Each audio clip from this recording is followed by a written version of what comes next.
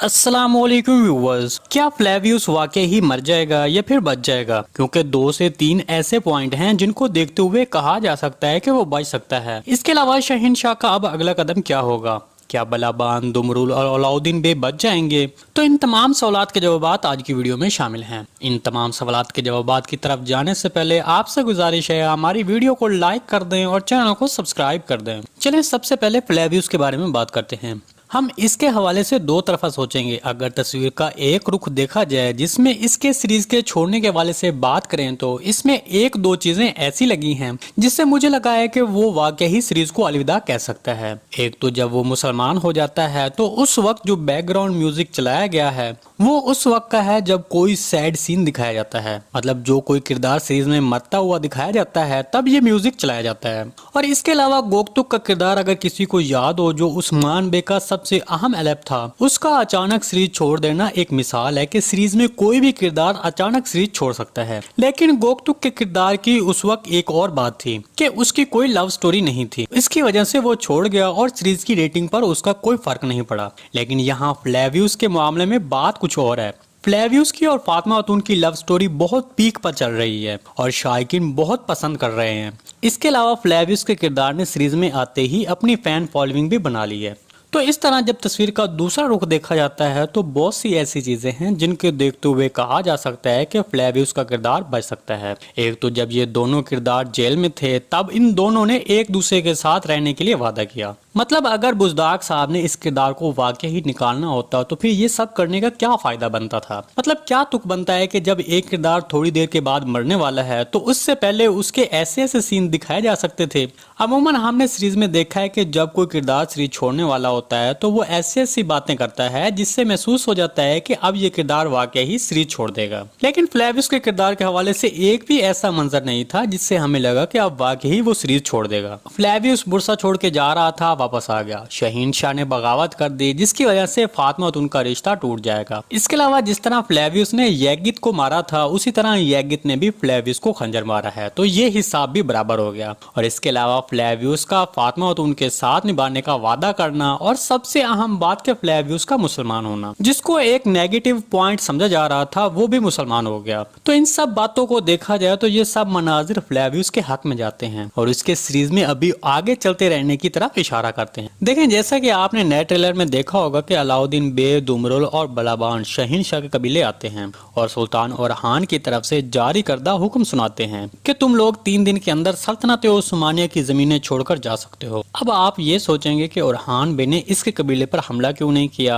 या फिर उसके बगावत करने पर उसको मौत की सजा क्यों नहीं सुनाई दी और सिर्फ उसको अपनी जमीन से निकल जाने का क्यों बोला। देखिए शहंशाह को कोई छोटा मोटा सरदार नहीं है, उसके अपने कबीले की एक बहुत बड़ी फौज है, तो इसलिए इस पर हमला करना कोई आसान काम नहीं है। और ओरहान बे अभी फिलहाल उसको अपनी जमीन से निकल जाने का हुक्म सुनाएगा। इस वजह से जब अलाउद्दीन बे अपने एलेप्स के साथ शहंशाह के कबीले आएगा और उसको सुल्तान ओरहान का हुक्म सुनाएगा तब यकीनन हम सब जानते हैं कि शहंशाह का क्या रद्दअमल हो सकता है। इसके बाद जब अलाउद्दीन बे वापस जा रहा होगा तब शहंशाह बे अलाउद्दीन बे के आगे एक जाल बिछाएगा जिसमें ये 3 लोग और बाकी एलेप्स शहंशाह के जाल में फंस जाएंगे। जहां तक मुझे लग रहा है कि बलाबान सीरीज छोड़ने वाला है क्योंकि उसको जो नेजा मारा जाता है वो बहुत तेज मारा जाता है, जबकि दुमरुल को भी खंजर दिल के पास मारा जाता है। तो इस तरह मुझे इन दोनों किरदारों के चांसेस बहुत कम लग रहे हैं कि वो बच जाएंगे। चूंकि ये दोनों किरदार सीरीज में एक साथ नजर आते हैं इसी तरह अब इनको एक साथ सीरीज से रुखसत किया जा सकता है।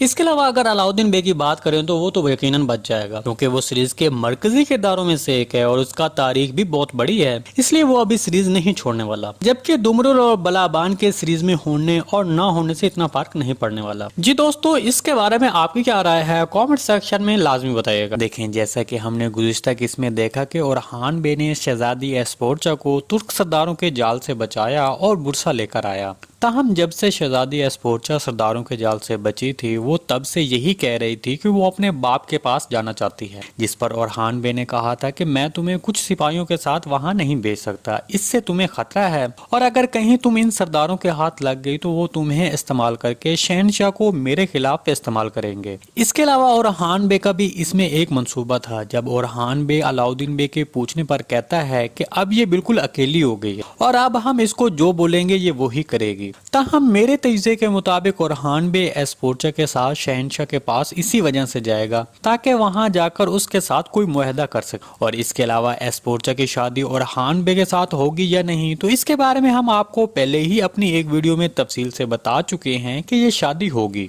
क्योंकि तारीखी लिहाज से देखा जाए तो एस्पोर्चा नाम की लड़की से ओरहान बे की शादी हुई थी। तारीख में तो यही हवालात मिलते हैं कि एस्पोर्चा ओरहान बे की पहली बीवी थी, जबकि नीलोफर दूसरी बीवी थी। लेकिन यहाँ बुज़दाग साहब ने नीलोफर को पहले शामिल कर लिया है और इसकी वजह ओरहान बे और नीलोफर की लव स्टोरी को शामिल करना था और सीरीज के शायकीन को भी अपने साथ जोड़ना था, इसलिए नीलोफर की कहानी को पहले शामिल किया गया, जबकि एस्पोर्चा को अब शामिल किया जा रहा है। इसके अलावा एक और अहम बात आपको बता दें कि ओरहान बे का जानशीन किसी और से नहीं बल्कि नीलोफर खातून से पैदा होगा और वो ओरहान बे का बेटा मुराद होगा। और इसके बारे में ओरहान बे पहले ही नीलोफर खातून को एक सीन में कह चुके हैं। जब नीलोफर ने ओरहान बे को बताया था कि मैं अब हामला हूँ, तब ओरहान बे ने कहा तो अब हमारे मुराद की पैदाइश होगी। देखिए, अगर आपको गुज़िश्ता किसी याद हो तो दैमिर खान ने एंड्रियोस को कहा था कि हमें बाज़ंतीनी बादशाह को तख्त से हटाना होगा और उसके पोते को तख्त पर बैठाना है, जिसका हमें फायदा होगा।